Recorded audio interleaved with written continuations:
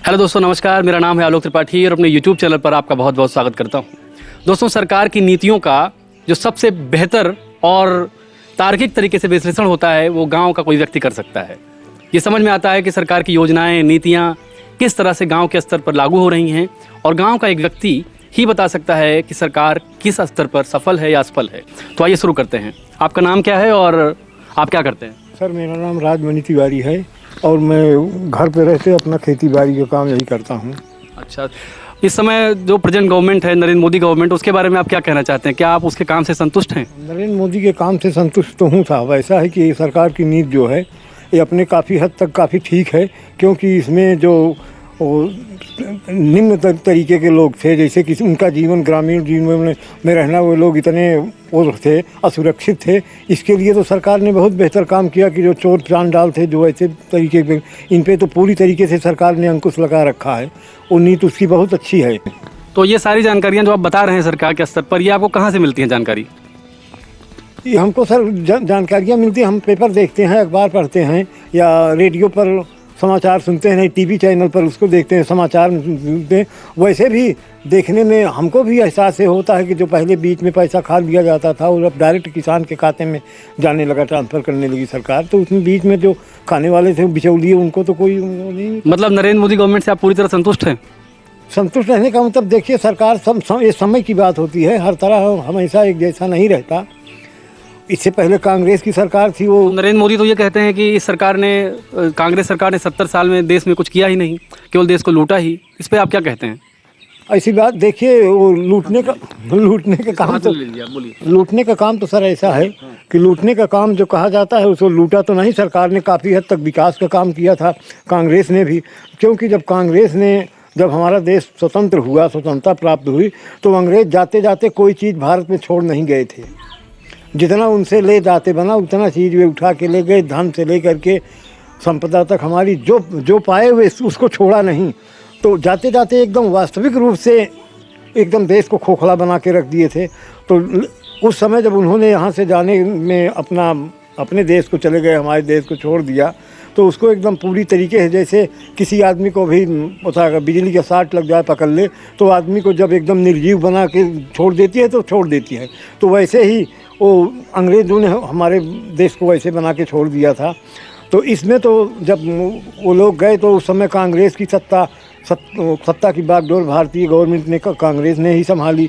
तो उस समय तो जब देश में कुछ नहीं था, तब तो सारी चीज़ें की व्यवस्था या हर चीज़ की व्यवस्था, अस्पताल की, सुख सुविधा की, रेल की और धन संपदा की, कुछ देश में रह ही नहीं गया था। जो उनसे जितना ले जाते बना उतना तो वे लूट ले गए। तो ऐसी स्थिति में तो देश की स्थिति बड़ी ही दयनीय थी हमारी। इसका मतलब आप कहना चाहते हैं कि जो नरेंद्र मोदी बार बार ये आरोप लगाते हैं नेहरू पर, जवाहरलाल नेहरू पर, कि नेहरू ने कुछ नहीं किया, देश को लूट लिया, ख़त्म कर दिया, तो आपको लगता है कि कांग्रेस सरकार ने काफ़ी बेहतर काम किया शुरुआत में?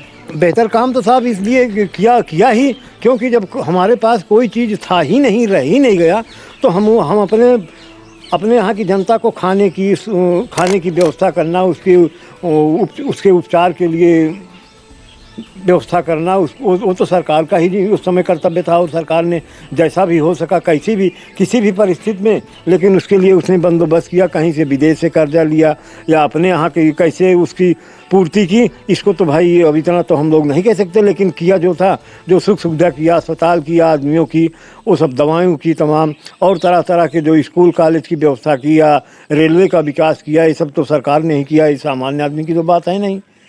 भारत के वर्तमान प्रधानमंत्री नरेंद्र मोदी ने ये कहा था कि 2022 तक किसानों की आय दोगुनी कर देंगे। क्या आपको ये नज़र आ रहा है कि किसानों की आय दोगुनी हुई है?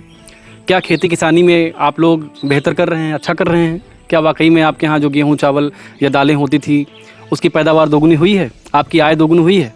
क्या ऐसा कुछ आपको नज़र आता है? देखिए, आय दोगुनी तो, पैदावार तो दुगनी नहीं हुई, लेकिन सुख सुविधा जो बढ़ाया, तब तमाम तरह के उर्वरक और जैविक खादों का इस्तेमाल होने लगा। लोग अच्छे ढंग से उसको नए ढंग से वर्तमान समय में नए ढंग से उसको विकसित करने के लिए तमाम तरह तरह की सुविधाएं तो किया ही, सरकार की ही देन है कि नहरों में पानी दिया, नलकूप की व्यवस्था की, सिंचाई की व्यवस्था की। नहरों में पानी तो क्या कहते हैं, कांग्रेस रिज्यूम में थे, अब तो गांव में नहर आती ही नहीं है, लोग पानी का इंतजार करते रहते हैं। तो क्या आपको ऐसा क्यों लगता है कि सब कुछ पिछले 10 साल में ही हो गया? नहीं, ऐसा कुछ नहीं, ये तो पहले से ही व्यवस्था थी, थोड़ा उसमें उतार चढ़ाव आता रहता है। उत्तर प्रदेश की योगी सरकार के बारे में ये कहा जा रहा है कि किसानों की फसल, छुट्टा सांड और छूटे हुए पशु जिनको सरकार तक नियंत्रित नहीं कर पा रही है, बर्बाद कर दे रही है। आप क्या सोचते हैं, फसल जिस तरह बर्बाद हो रही है, छुट्टा सांड जाके गेहूं से लेकर अरहर, धान सब बर्बाद कर रहे हैं, उस पर क्या कहना चाहेंगे आप? उसमें तो जो सरकार ने जानवरों की, जो छुट्टा जानवर हैं, इनके लिए सरकार ने छूट बंदोबस्त किया, गौशाला भी बनवाए, लेकिन वो सब कागज पे ही बन के रह गया। उनसे तो किसानों को बहुत ही परेशानी है भाई। तब आप किसानों के स्तर पर योगी सरकार से खुश नहीं हैं? अब क्या खुश रहने की बात इसमें ऐसा है कि खुशी की तो बात नहीं है। जानवर, किसान का ही फसल ही उसका मुख्य जीवन का सहारा है, अगर वही नष्ट हो जाती है तो दुख तो उसको भाई बहुत ही होता है। और वो गुहार जा कर के लगाती है कि हाँ, इनका बंदोबस्त किया जाए या इन पर नियंत्रित किया जाए, लेकिन उसका खास कोई असर किया तो सरकार ने बंदोबस्त, गौशाला बनवाया और तरह तरह की तमाम व्यवस्थाएं की, लेकिन उसमें तो मतलब बराबर सही नहीं हो पाया। जानवर वैसे के वैसे ही बराबर घूम रहे हैं।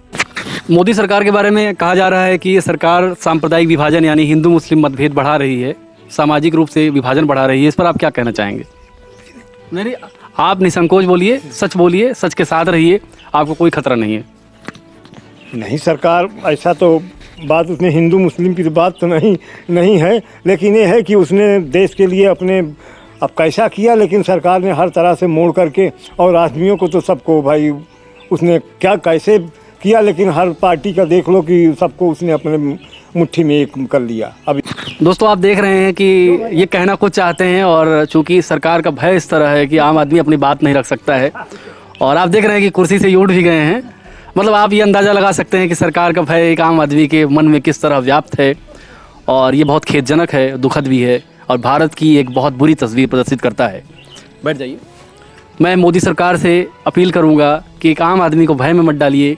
सरकार हमेशा आलोचनाओं से बनती है, लोकतंत्र का ये तकाजा है कि जब तक आपकी आलोचना नहीं होगी, लोकतंत्र खूबसूरत नहीं बन पाएगा। सरकारी आंकड़े तो ये कहते हैं कि पिछले 45 साल में भारत में सबसे ज़्यादा बेरोजगारी है, भारत का विदेशी कर्ज तेजी से बढ़ता जा रहा है। नरेंद्र मोदी गवर्नमेंट के 3 काम बताइए जो उन्होंने बहुत बेहतर किए हों।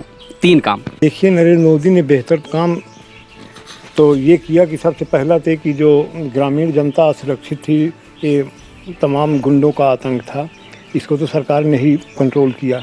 आप गुंडों की बात कर रहे हैं, और आपके ही गोंडा जिले का कोई बृजभूषण शरण सिंह एक सांसद है, वो सरेआम जो है देश के खिलाड़ियों के साथ गलत बर्ताव करता है, लेकिन सरकार उसके खिलाफ एक शब्द नहीं बोलती। देश का एक हिस्सा मणिपुर लगातार जलता रहता है, प्रधानमंत्री एक शब्द नहीं बोलते हैं। तो जब देश की नेशनल स्तर की, राष्ट्रीय स्तर की खिलाड़ी सुरक्षित नहीं है, तो देश की आम बेटियां, देश का आम शहरी कैसे सुरक्षित है? आप ये कैसे कह सकते हैं कि नरेंद्र मोदी सरकार ने देश में सुरक्षा कायम की है? कानून की व्यवस्था तो बेहतर बनाने के लिए सरकार ने योजना ही कैसे लागू किया। अरे यही कि पुलिस प्रशासन की व्यवस्था की, तमाम सुरक्षा नागरिकों की सुरक्षा के लिए व्यवस्था किया, पुलिस बल को बढ़ाया। ये तमाम सुविधा तो जो ये कि मोदी ने किया, वो तो सरकार पहले से ही थी, उसी को थोड़ा उसने और मतलब बढ़ाया, व्यवस्था उसकी तेज की।